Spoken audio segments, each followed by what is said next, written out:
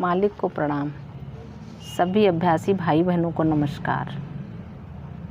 चारी जी और बाबू जी की कुछ महत्वपूर्ण चर्चा। कुछ माह पूर्व गुरुदेव ने भाई कमलेश पटेल को बाबू जी की कृतियों में से कुछ पुस्तकें दी और अपनी मौलिक डायरी का संग्रह भी दिया। भाई कमलेश ने कहा, ये एक खजाने जैसा है और भविष्य में सबके लिए बहुत लाभप्रद होगा।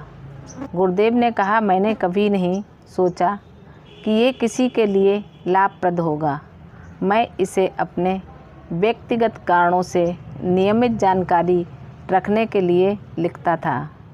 गुरुदेव के पास 1964 से 1994 तक की हस्तलिखित डायरी है और उसके पश्चात 1995 से वे इसे सीधे कंप्यूटर पर टाइप कर रहे हैं। गुरुदेव ने एक घटना के बारे में बताया। जब एक सुबह 5 बजे के लगभग वे गायत्री में बाबूजी के शयन कक्ष के बाहर बैठे थे और डायरी लिख रहे थे। अचानक बाबूजी बाहर आए और उसे देखने के लिए कहा। गुरुदेव ने अपनी डायरी उनको दिखाई और बाबूजी ने कहा, अरे तुम तो वह सब लिख रहे हो जो मैंने कहा है।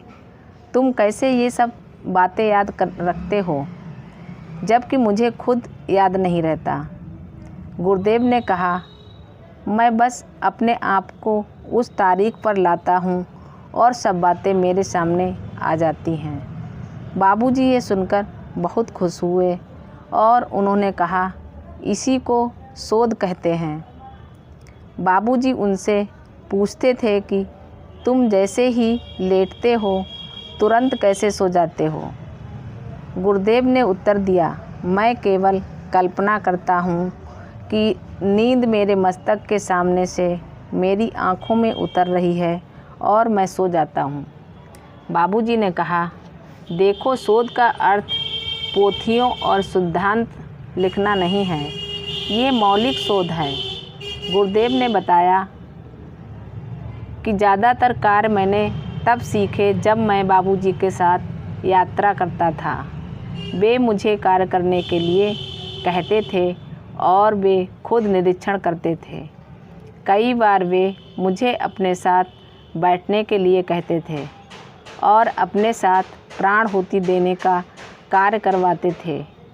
मेरी इच्छा थी कि मैं उनके साथ और 10 वर्षों तक रहता। गुरुदेव एक समय पर 2-3 किताबें रखते हैं और प्रत्येक पढ़ाई सत्र के लिए वे इनमें से एक किताब ले लेते हैं। कॉटेज में भाई संस्कृत कन्नन द्वारा चलाए जा रहे गीता सत्र निरंतर जारी है। गीता का द्वितीय भाग, जो ज्ञान से संबंधित है, प्रगति पर है। इन शस्त्रों की उपस्थिति में वृद्धि हुई है। शुक्रवार 9 अगस्त 2013 को ईद पर, रमज़ान के अंतिम दिन पर, एक मुस्लिम परिवार जो आश्रम के समीप रहता है, उसके सदस्य हर साल आते हैं और गुरुदेव का आशीर्वाद लेते हैं। गुरुदेव ने उनको आमंत्रित किया, सभी बच्चों से मिले, उनको मिठाइयाँ दी, प्रसाद बनवाया और जो भी वहाँ उपस्थित थे सबको वितरित किया और उसके बाद हमेशा की तरह सीटिंग दी। उत्तर अमेरिकी संगोष्ठी 11 अगस्त से 17 अगस्त उत्तर अमेरिका और कनाडा के अभ्यासी गुरुदेव द्वारा दिए गए विषय आध्यात्मिक उन्नति में सबसे बड़ी अड़चन है पर चर्चा के लिए एकत्रित हुए। संगोष्ठी में यह विचार किया गया कि अपनी आध्यात्मिक उन्नति के लिए इस अड़चन को कैसे दूर किया जाए।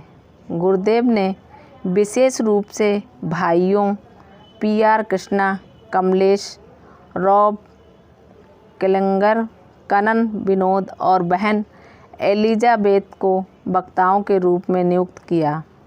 भाई कमलेश ने मिशन के साहित्य को पढ़ने के महत्व पर बल दिया और इसीलिए दोपहर के समय को हमारे मालिक की कृतियों को शामिल होने के लिए मणपक्कम आश्रम में रुके। मालिक इस सेमिनार का उत्सुकता से इंतज़ार कर रहे थे। जैसे ही वे चलकर बाहर आए, वे चाइनीज़ में बोले, जिससे तालियों की गड़गड़ाहट गूंज गई।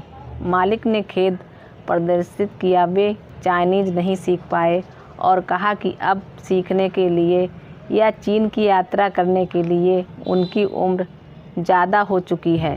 मालिक ने कहा कि ज़्यादा से ज़्यादा चीनी अभ्यासियों को प्रतिवर्ष चेन्नई आने की कोशिश करनी चाहिए।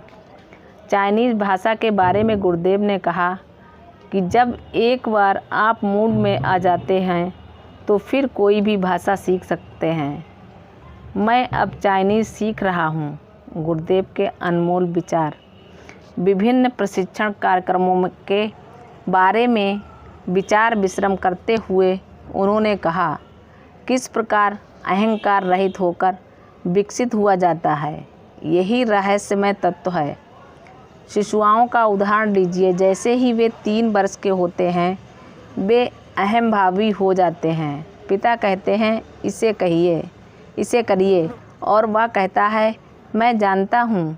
विकास के प्रारंभ में आत्मविश्वास जगाने हेतु, विश्व का सामना करने हेतु, समाज में घुलने मिलने हेतु इस दृष्टिकोण से यह आवश्यक प्रतीत होता है, किंतु ये हमारे दूध के दांत के समान है, जो दांतों का प्रथम समूह होता है, इनको जाना ही होता है।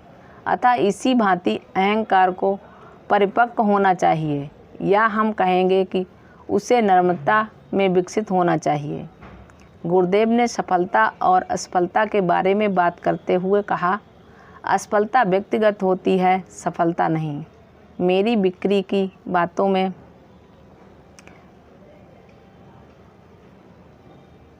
मैं अक्सर सहयोग के बारे में बात किया करता था। जब कार अच्छी तरह से काम कर रही है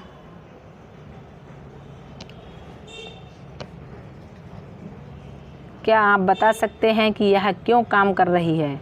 आप नहीं बता सकते, लेकिन यदि ये खराब हो जाती है, आप निश्चित तौर पर बता सकते हैं कि इसकी असफलता का क्या कारण है। एक 8 वर्ष के बच्चे ने गुरुदेव से पूछा, गुरुदेव, ईश्वर ने अपने आप को आपके अंदर क्यों छुपा लिया है? वह अपने आप को स्वयं क्यों नहीं दिखा सकता? गुरुदेव ने कहा, यदि ईश्वर छुप रहा है तो इसके पीछे अवश्य ही कुछ कारण होगा। यदि कारण पता चल जाए तो उसके छुपने का क्या उद्देश्य रह जाएगा? एक भाई ने पूछा, क्या प्रेम पूर्व धारणा का उल्टा है?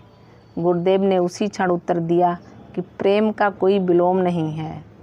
उन्होंने कहा कि जैसे ईश्वर का कोई विलोम नहीं है, ऐसे ही प्रेम का भी कोई विलोम नहीं है। गुरुदेव ने कहा, मेरी अभ्यासियों के लिए ज़्यादा से ज़्यादा ऊपर बाबूजी महाराज की तरफ से इशारा करते हुए वे नियंत्रित की जा रही है और ये अधिकाधिक कम की जा रही है। जो चीज़ अधिक मात्रा में उपलब्ध होती है उसकी अधिक तवज्जो नहीं होती है। इसलिए मैं हर एक को ये सलाह देता हूँ कि वे इस अवसर का ज़्यादा से ज़्यादा लाभ उठाएं। मालिक को प्रणाम। सभी अभ्यासी भाई बहनों को नमस्कार। धन्यवाद।